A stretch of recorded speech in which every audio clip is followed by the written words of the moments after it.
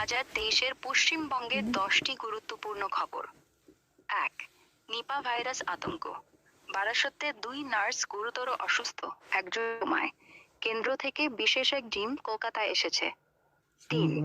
মুখ্যমন্ত্রী মমতা বন্দ্যোপাধ্যায়ের মধ্যে পর্যায়ের অভিযোগ, নির্বাচন কমিশন পার্থ ও লক্ষ্য ভোটারের নাম বাদ দিয়েছে, ফের চিঠি লিখলেন। 4.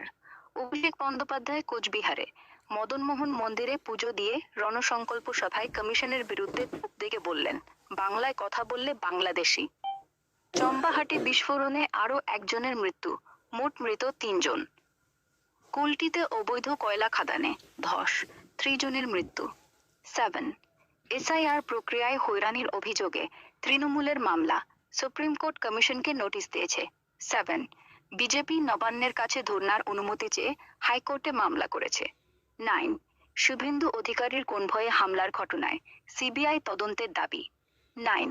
রাজ্য জুড়ে শীতের দাপট বাড়ছে, কলকাতায় পারদ 42 ডিগ্রির কাছে নামতে পারে।